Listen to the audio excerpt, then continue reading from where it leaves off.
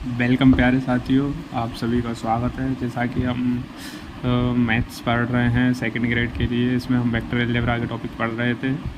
तो ये आप इस चैनल को सब्सक्राइब कर लीजिए पहले तो, क्योंकि यहाँ रेगुलर क्लासेस मिलेगी आपको।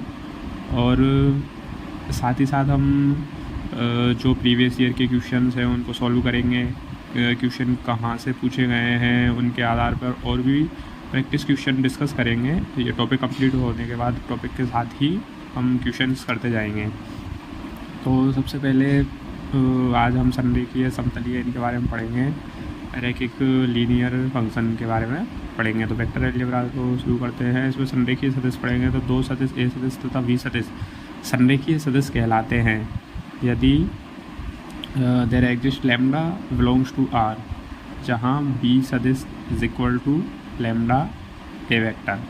तो बी वेक्टर को अगर हम A vector lambda A vector की फॉर्म में डिनोट कर पा रहे हैं तो ये संरेखीय होंगे जहाँ लैम्डा रियल नंबर को बिलोंग करता है। जैसे यहाँ देख लेते हैं कि कोई ए वेक्टर है जिसके घटक हैं A1 i cap plus A2 j cap plus A3 k cap, तथा बी वेक्टर है जो है V1 i cap plus V2 j cap plus V3 k cap. संरेखीय सदिश होंगे यदि there exist lambda belongs to R, जहाँ बी सदिश बराबर लैम्डा ए सदिश। तो लैम्डा कोई रियल नंबर है तो बी सदिश को अगर इस फॉर्म में ए सदिश के साथ लैम्डा गुणा करके इस फॉर्म में डिनोट करते हैं तो ये संरेखीय हो जाएंगे, मतलब एक ही रेखा पे हो जाएंगे। तो हम इस फॉर्म में डिनोट करते हैं इन दोनों को, तो V1 i cap plus V2 j cap plus V3 k cap होगा। तो लैम्डा को अंदर मल्टीप्लाई कर देंगे तो lambda A1 i cap plus lambda A2 j cap plus lambda A3 k cap हो जाएगा। अब चूँकि ये दोनों बराबर हैं तो घटक समान होंगे। तो V1 बराबर लैम्डा A1, V2 बराबर लैम्डा A2, V3 बराबर लैम्डा A3 हो जाएगा। तो यहाँ से लैम्डा की निकालेंगे हम, तो A1 upon V1, A2 upon V2 equal to A3 upon V3 बराबर 1 अपॉन लैम्डा हो जाएगा। तो ये अनुपात समान होना चाहिए। तो हम कह सकते हैं कि अतः सदिश ए सदिश तथा बी सदिश संरेखीय होंगे यदि दोनों के घटक समानुपाती हों। यदि यह अनुपात लैम्डा ग्रेटर देन 0 हो, तो पहली बात तो ये सदिश होंगे, ये सदिश संरेखीय होंगे यदि दोनों के घटक समानुपाती होंगे। A1 upon B1 equal to A2 upon B2 equal to A3 upon B3 समान होंगे, तो ये दोनों संरेखीय सदिश होंगे। अगर लैम्डा यहाँ पर ग्रेटर देन 0 हो जाएगा तो ये ग्रेटर देन हो जाएगा लैम्डा, तो ये वैल्यू आएगी जो धनात्मक आएगी। तो देखते हैं सदिश समदिश होंगे, तथा यदि लैम्डा लेस देन 0 हो जाएगा तो 1 अपॉन लैम्डा भी 1 अपॉन लैम्डा, कोई लैम्डा नीचे होने से कोई फर्क नहीं पड़ रहा, तो वो भी 1 अपॉन लैम्डा भी लेस देन 0 नेगेटिव हो जाएगा। तो दोनों विपरीत सदिश होंगे। अगर वो पॉजिटिव आ रहा है तो समान सदिश होंगे और नेगेटिव आ रहा है तो विपरीत सदिश होंगे, मतलब डायरेक्शन बदल जाएगी। और जब लैम्डा ग्रेटर देन 0 है तो वो एक ही दिशा में होंगे। अब देखिए, यदि mod of A vector plus B vector बराबर mod of A vector plus mod of B vector हो, या A vector mod of A vector plus mod of B vector बराबर A vector minus B vector mod में हो, तो दोनों सदिश A vector तथा बी वेक्टर संरेखीय होते हैं। अगर ये प्रॉपर्टी है, अगर ये इसको सेटिस्फाई करते हैं दोनों वेक्टर, उनका जोड़ और उनका माइनस दोनों अगर mod of A vector plus mod of B vector के बराबर आता है तो ये संरेखीय होते हैं। तो ये संरेखीय की सिंपल सी शर्त तो एक वह थी कि दोनों समान घटकों को अनुपात A1 अपॉन B1 बराबर A2 अपॉन B2 बराबर A3 अपॉन B3 करके चेक कर लो, वो सबसे बेस्ट रहता है। उसके बाद ये एक और है, तो इसमें अगर दोनों वेक्टरों का अलग अलग योग, उनके योग या घटाव के बराबर आ रहा है तो वो संरेखीय होते हैं। अब यहाँ से भी देखते हैं हम कैसे होते हैं, इसको प्रूव करते हैं। चूँकि A vector plus B vector का होल स्क्वायर बराबर mod of A vector plus B vector का होल स्क्वायर हो जाएगा। अब इसको खोलेंगे और इस इधर वाले वेक्टर को भी खोलेंगे तो ये कट जाएंगे आपस में। तो यहाँ कोस थीटा बराबर 1 बचेगा, अर्थात थीटा बराबर 0 डिग्री हो जाएगा। तो ये संरेखीय हो जाएंगे, मतलब 0 डिग्री है, कोई कोण नहीं है, तो संरेखीय हो गए। जैसे एग्जांपल लेते हैं, ये कोई एग्जांपल है, क्योंकि ये अब ये 2i cap minus 3j cap plus 4k cap तथा 6i cap minus 6i cap plus 9j cap minus 12k cap संरेखीय सदिश हैं, क्योंकि इनके जो घटकों का अनुपात है 2/-6 बराबर -3/9 बराबर 4/-12, तो -1/3 ही आ रहा है। और ये एक और एग्जांपल है 2i cap plus 2j cap plus k cap तथा 3i cap plus 3j cap plus 2k cap असंरेखीय सदिश होंगे, क्योंकि इनके घटकों का अनुपात देखो 2/3 ये बराबर है 1/2, तो ये नॉट इक्वल टू हो जाएगा, तो ये असंरेखीय हो जाएंगे। अब ये तो दो सदिशों की बात थी, अब तीन बिंदु आ जाएंगे। अब तीन बिंदु संरेखीय है या नहीं है इसकी कैसे जांच करेंगे, तो तीन बिंदु से पहले तो हमको पता होना चाहिए तीन बिंदु हैं, ये तीन बिंदु हैं। अगर ये कोई तीन बिंदु हैं तो एक को अगर अपन पोजीशन वेक्टर मान लेते हैं, एक को स्थिति वेक्टर मान लेते हैं, तो इनसे दो सदिश बन जाएंगे। तो अगर एक बिंदु को फिक्स कर देते हैं अपन, तो तीन बिंदु से कितने दो वेक्टर बन जाएंगे, तो वही दो सदिशों के संरेखीयता की जांच तो हमने कर ही ली है। तो इस तरीके से हम इसके कोई भी एक बिंदु को मान लो जो अपने को ठीक लग रहा है, ऐसे ज़रूरी नहीं है कि किसी इसको ही मानो, इसको मान लो, इसको मान लो, इसको मान लो, किसी को भी मान सकते हैं। तो ये हो जाएगा तीन बिंदु की संरेखीयता। तो तीन बिंदु ए वेक्टर बी का स्थिति सदिश बी वेक्टर हो जाएगा, सी का सी वेक्टर हो जाएगा। संरेखीय होते हैं यदि सदिश सी ए वेक्टर, यहाँ देखो ये तीन बिंदु हैं ए बी सी, ये मूल बिंदु के सापेक्ष हमने देखा है इनको, तो ये इसका सी वेक्टर है, ये बी वेक्टर है और ये ए वेक्टर है।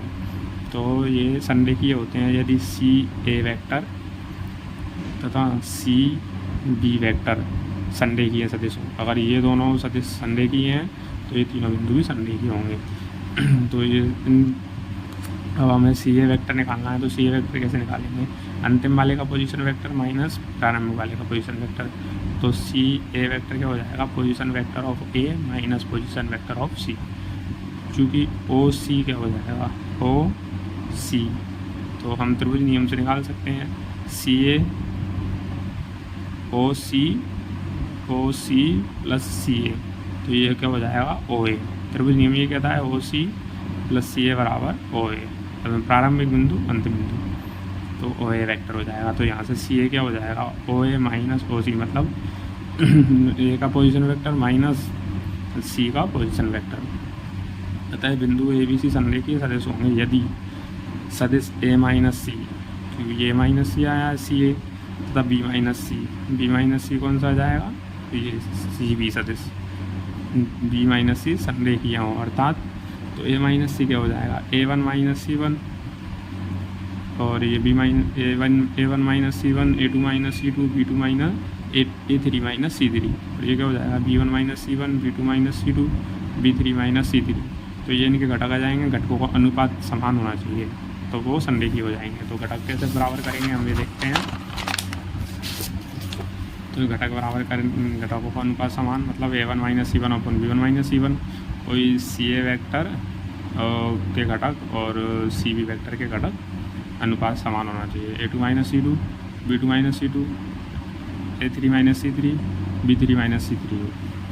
सदिशों का रैखिक संचय, लीनियर कॉम्बिनेशन। अब हम सदिशों को हमने संरेखीयता के बारे में पढ़ लिया है, अब उनको जो रैखिक संचय में लीनियर कॉम्बिनेशन में कैसे डिफाइन करते हैं हम उसके बारे में जानेंगे। तो सदिश A one A two A N सदिश है हमारे पास का रैखिक संचय lambda one A one plus lambda two A two plus dot dot dot lambda N A N होता है, जहाँ lambda one lambda two lambda N belongs to R अदिश है। ये कोई अदिश है जो रियल नंबर को बिलोंग करता है। तो इसका रैखिक संचय क्या हो जाएगा, अदिश से सदिश को गुणा करते हैं तो लैम्डा वन ए वन, ये इसका रैखिक संचय हो जाता है। अब जैसे उदाहरण के लिए सदिश ए सदिश का रैखिक संचय लैम्डा ए सदिश होता है, जो ए सदिश के संरेखीय होता है। हम पहले पढ़ चुके हैं कि अगर अदिश से किसी सदिश को गुणा किया जाए, किसी सदिश से किसी अदिश को गुणा किया जाए तो वो संरेखीय होता है। मतलब ये कोई रेखा है, ये ए वेक्टर है, अब मैंने मान लीजिए इसको थोड़ा बड़ा कर दिया इसी डायरेक्शन में, ये 3a वेक्टर हो गया, मतलब लैम्डा की वैल्यू 3 हो 3 हो गई, तो ये संरेखीय होगा। ये a वेक्टर इसी पे होगा, मतलब तो ये वेक्टर ये 2a vector total 3a vector हो गया, तो ये संरेखीय होगा, एक ही रेखा पर होगा। ठीक है, अब समझ में आ गया होगा आपको। तो दो सदिश ए सदिश तथा बी सदिश का रैखिक संचय लैम्डा ए सदिश प्लस म्यू बी सदिश होता है, जो ए सदिश तथा बी सदिश के समतलीय होता है। अब देखो दो सदिश हैं, ए सदिश तथा बी सदिश, इसका रैखिक संचय क्या होगा, लैम्डा ए सदिश जैसे 2a सदिश प्लस 3b सदिश, कोई वैल्यू दे देते हैं तो अदिश राशि आए लैम्डा और म्यू, लैम्डा ए सदिश प्लस म्यू बी सदिश होता है, ये इसका रैखिक संचय हो जाएगा, परिणामी हो जाएगा। जो ए सदिश तथा बी सदिश के समतलीय होता है, जो परिणामी होगा वो उनके समतल में ही होगा। ये समांतर चतुर्भुज वाले नियम में पढ़ चुके हैं, तो यहाँ भी देख लेते हैं। जैसे ये कोई ए वेक्टर है, ये बी वेक्टर है, इसका अपन ने डबल लिया तो 2a वेक्टर लिया, किसी अदिश राशि से गुणा करके इधर इसका 2b और बढ़ा दिया, इसको 3b वेक्टर हो गया। तो उसका जो परिणामी आएगा, जो रैखिक संचय बनेगा 2a प्लस 3b वेक्टर बनेगा, मतलब lambda A plus mu B vector. तो ये इसके समतल में ही होगा, तो ये समतलीय हो जाएगा। तो हम कह सकते हैं कि दो सदिशों का रैखिक संचय उसके समतलीय होता है। तो ये ऑब्जेक्टिव क्वेश्चंस में कभी कभी डायरेक्ट थ्योरेटिकल क्वेश्चंस में डायरेक्ट पूछ लिया जाता है, ऐसे स्टेटमेंट देके कि ये सत्य है या सत्य है, तो ये हमें याद रखना है। और याद रखने के लिए समझ में आना ज़रूरी है। तो समझ में आने के बाद अपने आप ही हो जाएगा कि अगर रैखिक संचय बन रहा है तो वो उनका परिणाम ही है, तो वो उसके समतल में ही होगा, सिंपल सी बात है। अब समतलीय सदिश क्या होते हैं? तो समतलीय सदिश जैसे रेखीय होते हैं, तो 2 बिंदु, 3 बिंदु या 2 रेखाओं के बारे में हम याद करते हैं, तो उनको रेखीयता की जांच कर लेते हैं। अगर 3 रेखाएँ आ जाएँ, 4 बिंदु आ जाएँ, तो हम उसके समतलीय होने की बात करते हैं। फिर जैसे 3 रेखाएँ हैं तो 2 रेखाएँ इस प्रकार से 2 रेखाएँ हो जाएंगी, ये 2 रेखाएँ हो गई, या ये एक्स वाई कोऑर्डिनेट ही मान लेते हैं, मन उससे ज़्यादा अच्छे समझ आया एक्स वाई। तो ये तीसरी रेखा होगी, वो जेड अक्ष इसके समतल में है या नहीं है, तो ये इसके लंबवत होता है, मतलब ये इसके समतल में नहीं होता है, तो ये जेड अक्ष ऐसे हो जाता है, तो ये असमतलीय है एक्स वाई जेड तीनों अक्ष, ठीक है। इसी प्रकार से अब समतलीय सदिश देखते हैं। 3 सदिश, ए सदिश, बी सदिश तथा सी सदिश समतलीय सदिश कहलाते हैं यदि there exist lambda comma mu belongs to R, real number को बिलोंग करते हैं, लैम्डा और म्यू कोई अदिश राशि है, तो ये समतलीय सदिश कहलाते हैं। जहाँ पर सी सदिश को हम लैम्डा ए सदिश प्लस म्यू बी सदिश के रूप में रैखिक संचय के रूप में व्यक्त कर सकते हैं, तो ये समतल में हो जाएगा। सी वेक्टर इसके ए बी सी तीनों समतलीय हो जाएंगे। या बी वेक्टर को लिख लो इस तरीके से, lambda A plus mu C, या ए वेक्टर को लिख लो lambda B plus mu C, मतलब तीनों को एक दूसरे के रैखिक संचय के रूप में व्यक्त कर पा रहे हैं हम, तो ये समतलीय हैं। अगर नहीं कर पा रहे हैं तो ये असमतलीय हैं। अतः यदि a1 i cap plus a2 j cap plus a3 के कैप ए वेक्टर का मान है, b वेक्टर का b1 i cap plus b2 j cap plus b3 के कैप, c वेक्टर का c1 i cap plus c2 j cap plus c3 के cap है, तो c वेक्टर क्या हो जाएगा? Lambda A vector plus mu B vector, यहाँ पे हम मान रख देंगे lambda a1 plus mu b1 बराबर c1। इसी प्रकार से lambda a2 plus mu b2 बराबर c2, lambda a3 plus mu b3 बराबर c3।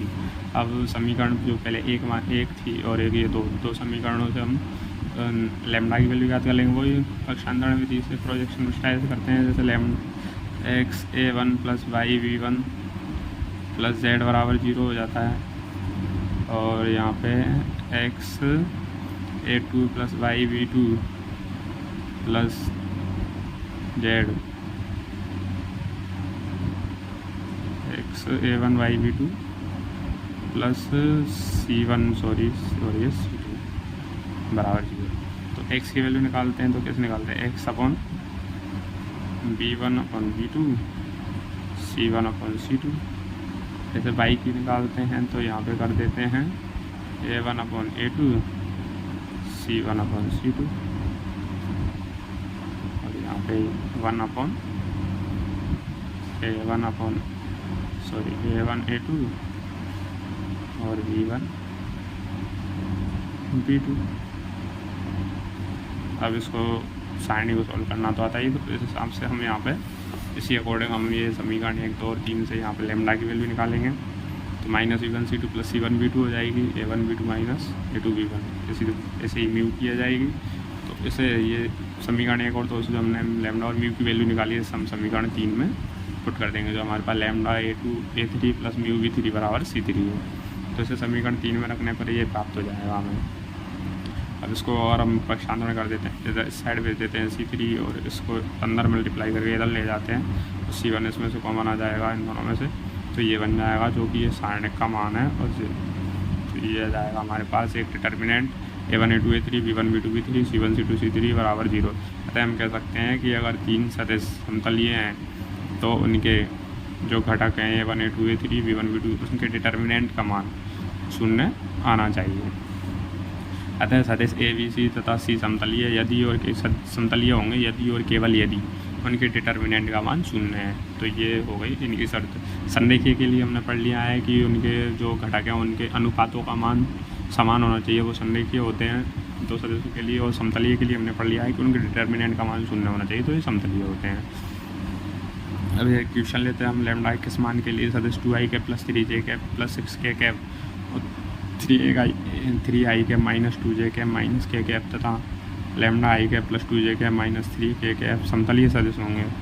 तो ये इनके जो घटक हैं उनसे डिटर्मिनेंट बनाते हैं, सारणिक बनाते हैं। जो 2 2 3 6 3 माइनस 2 माइनस 1 और लैम्डा 2 माइनस 3 आ जाएगा। इसको सॉल्व करेंगे तो 2 लेंगे तो ये हो जाएगा 6 प्लस 2 प्लस 3 लेंगे तो माइनस लैम्डा और प्लस 9 हो जाएगा, प्लस 6 लेंगे तो 6 और माइनस माइनस प्लस हो जाएगा तो प्लस 2 लैम्डा इक्वल टू 0 हो जाएगा। तो यहाँ से लैम्डा का मान क्या आ रहा है -79/9। तो लैम्डा के इस मान के लिए ये सदिश समतलीय होंगे।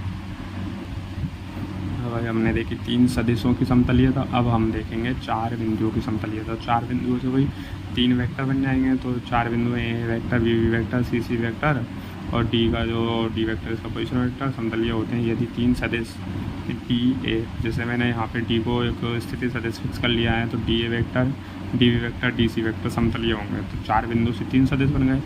तो डी ए वेक्टर क्या होगा, ए का पोजीशन वेक्टर माइनस डी का पोजीशन वेक्टर, डी बी का पोजीशन वेक्टर माइनस डी का पोजीशन वेक्टर, डी सी का पोजीशन वेक्टर माइनस डी का पोजीशन वेक्टर। तो ये इनके घटक हो जाएंगे। घटकों का डिटर्मिनेंट शून्य होना चाहिए। तो A1 minus D1 A2 minus D2 A3 minus D3। ऐसे ये DB का हो जाएगा तो B1 minus D1 B2 minus D2 B3 minus D3 और C1 minus D1 C2 minus D2 C3 minus D3 equal to 0।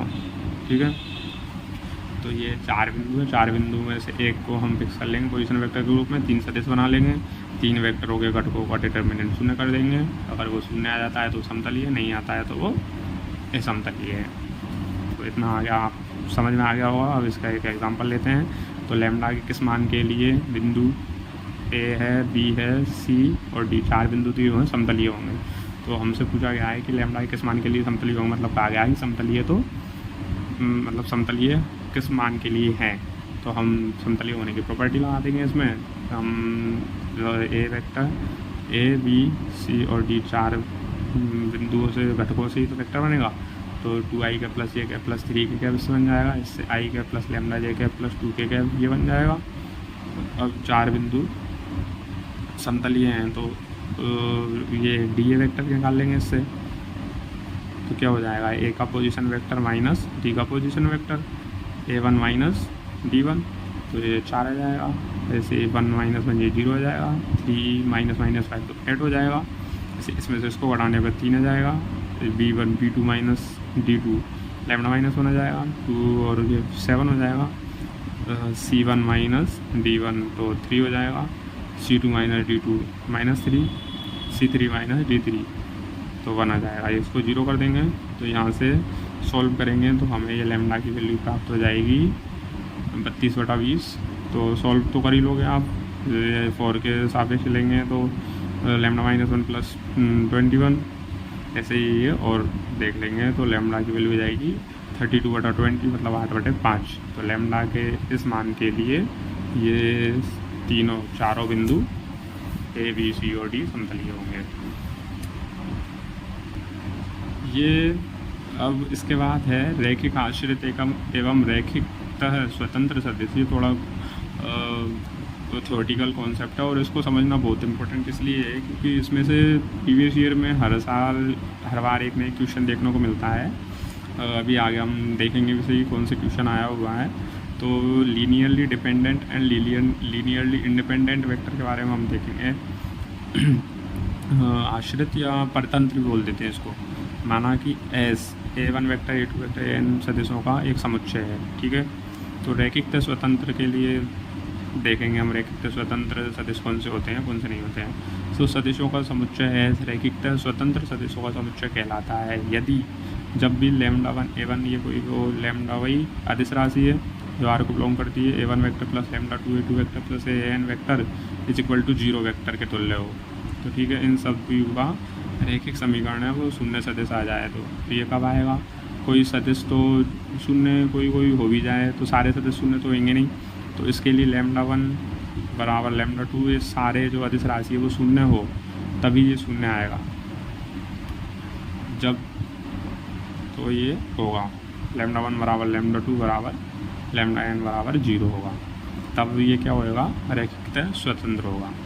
ठीक है, यदि देखिए अब अगर ये भी देख लेते हैं, अगर लैम्डा 1 नॉट इक्वल टू 0 हो, शून्य नहीं हो तो क्या होगा? देखो लैम्डा 1 नॉट इक्वल टू 0 हो तो देखो लैम्डा 1 A1 सदिश प्लस लैम्डा 2 A2 सदिश ये समीकरण आ जाएगी अपने पास। अब लैम्डा 1 A1 वेक्टर, इसको इधर सभी को इधर पक्षांतर कर दिया। अब लैम्डा 1 0 तो है नहीं तो इसको नीचे जा सकता है, ये नीचे आ गया इनके, तो ये एक रैखिक समीकरण बन गई।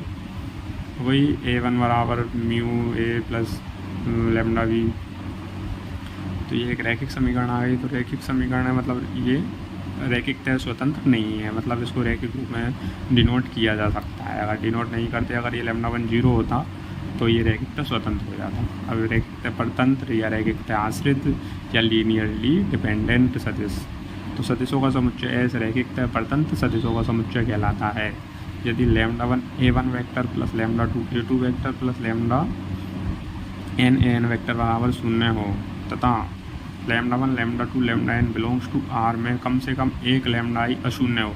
मतलब ये तो शून्य आ जाए पर इनमें से कोई एक लैम्डा i मतलब लैम्डा 1 या फिर लैम्डा 2 या लैम्डा 3 इनमें से कोई भी एक अशून्य हो। अब यहाँ पे लैम्डा i को अपन अशून्य ले लेते हैं तो ये समीकरण हो जाएगी अपने पास लैम्डा n बराबर 0, यहाँ पे लैम्डा i ai बराबर ये सब इधर चले जाएंगे, पक्षांतरण कर दिया लो तो ai बराबर हो जाएगा लैम्डा 1 लैम्डा i, जो अपन ने यहाँ पे किया था। लैम्डा 1 को शून्य नहीं दिया था, ये थोड़े नहीं माना था जब, तो यही समीकरण आ जाएगी। इसको एक जनरल फॉर्म में लैम्डा i के रूप में डिनोट कर दिया तो ये एक रैखिकतः परतंत्र हो जाएगा, मतलब रैखिकतः आश्रित या लीनियरली डिपेंडेंट हो जाएगा। उदाहरण के लिए शून्य सदिश सदैव रैखिकतः आश्रित होता है। क्यों?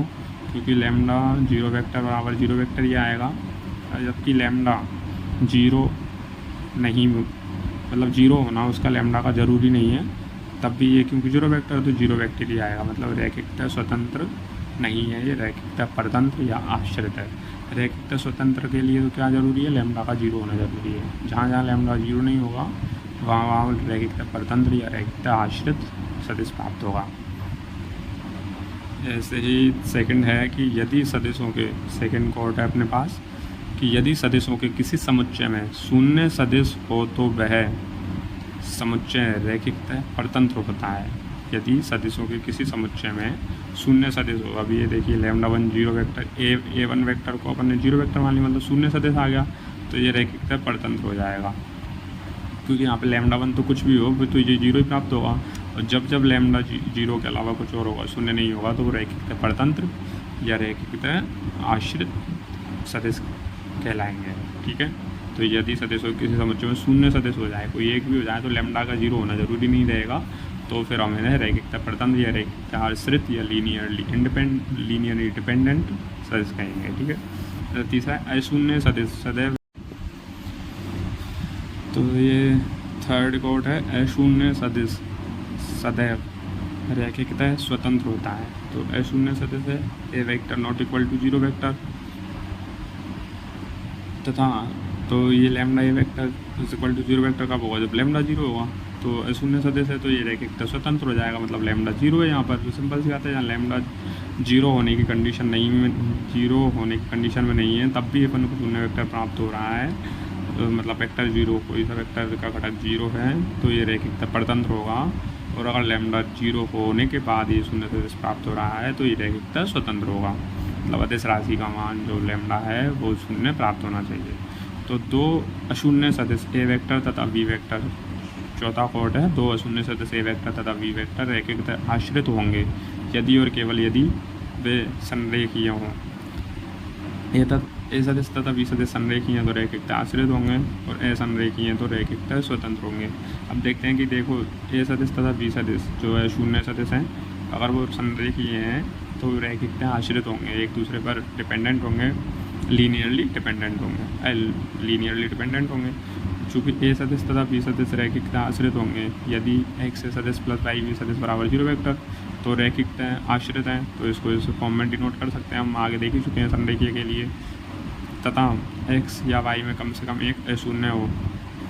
यदि एक्स नॉट इक्वल टू 0 हो तो X A vector plus Y B vector बराबर 0 वेक्टर, और X A vector is equal to minus Y vector हो जाएगा। तो ए वेक्टर बराबर हो जाएगा minus Y upon X B vector, जहाँ माइनस वाई अपॉन एक्स को लेमडा मान ले तो ए वेक्टर बराबर लेमडा बी वेक्टर हो जाएगा। अतः हम लेके चले थे कि ए वेक्टर रैखिक आश्रित हैं, और हम यहाँ पर ले आए कि ए और बी वेक्टर संरेखीय हैं। तो अगर ये रैखिकता आश्रित हैं तो ये संरेखीय होंगे। अब हम लेंगे कि यदि ए तथा बी विलोम लेंगे, इसका उल्टा लेंगे कि संरेखीय हैं। संरेखीय हैं तो there exist lambda belongs to R, जहाँ A vector is equal to lambda B vector. ये संरेखीय हैं तो इस फॉर्म में डिनोट कर सकते हैं। तो A vector minus lambda B vector बराबर 0 वेक्टर। अगर एक्स को मैं 1 मान लूँ और माइनस लेमडा को वाई मान लूँ तो ये फॉर्म हो जाएगी x A vector plus Y vector बराबर 0 वेक्टर। इसलिए ए तथा बी वेक्टर रैखिकता आश्रित होंगे। पहले हम रैखिकता आश्रित लेके चले थे तो हमने बता दिया था संरेखीय हैं, और अब संरेखीय लेके चले हैं तो हमने बता दिया है कि रैखिकता आश्रित है। दो सदिशों के लिए हमने बात कर ली है कि रैखिकता आश्रित होंगे यदि अगर वह संरेखीय हैं तो, और अगर रैखिकता स्वतंत्र होंगे यदि वह संरेखीय हैं तो। अब 3 सदिशों के बारे में बात करेंगे तो 3 सदिश तो समतलीय जाएंगे संरेखीय को छोड़ के। तो 3 सदिश ए बी तथा सी रैखिकता आश्रित होंगे यदि और केवल यदि विषमतलीय हैं। तो रैखिकता आश्रित होंगे यदि तो वो समतलीय होंगे, और रैखिकता स्वतंत्र होंगे तो असमतलीय होंगे। दोनों तरफ से प्रूफ है, दोनों तरफ से सत्य है ये। तो हम इसे ये देख लेते हैं। हम चूँकि हम X A vector plus Y vector plus Z C vector बराबर 0 वेक्टर ये समतलीय ले लेते हैं। तो जहाँ पर एक्स नॉट इक्वल टू 0 है तो ए वेक्टर को इस फॉर्म में डिनोट कर सकते हैं। ए वेक्टर हो जाएगा, इसको लेमडा मान लेते हैं, इसको म्यू मान लेते हैं। तो lambda B vector plus mu C vector. अब या तो एक्स को नॉट इक्वल टू 0 माना या वाई को नॉट इक्वल टू 0 मान लेते हैं, तो वी को इस फॉर्म में लिख देते हैं, और जेड को नॉट इक्वल टू 0 मान लेंगे। तो अपने पास सी वेक्टर और lambda A vector plus mu vector प्राप्त हो जाएगा। अतः रैखिकता आश्रित होने पर अपन लेके चले थे कि रैखिकता आश्रित है। रैखिकता आश्रित के लिए समीकरण होती है X vector plus I vector plus Z C vector, और अपन लेके आ गए तीनों सदिश समतलीय होते हैं, क्योंकि तीनों को हमने इसकी फॉर्म में रैखिक के फॉर्म में व्यक्त कर दिया, मतलब तीनों एक दूसरे पर डिपेंडेंट है। तो तीनों सदिश समतलीय होते हैं विलोमतः यदि ए बी सी समतलीय है। अब उल्टा लेके चलते हैं, इसका विलोम प्रूफ करते हैं अपन। जहाँ there exist lambda mu belongs to R, जहाँ सी समतलीय है तो इस फॉर्म में डिनोट कर सकते हैं उसको। तो lambda A plus mu B minus सी बराबर 0 हो जाएगा, जहाँ पर एक्स इसको मान लेते हैं लेमडा को, वाई इसको मान लेते हैं -1 को, जेड मान लेते हैं। तो एक्स सदिश प्लस आई सदिश जेड सी सदिश बराबर 0 सदिश, जो कि एक रैखिकता आश्रित समरैखिक लीनियरली डिपेंडेंट समीकरण हो गई है। तो तीनों सदिश रैखिकता आश्रित हैं।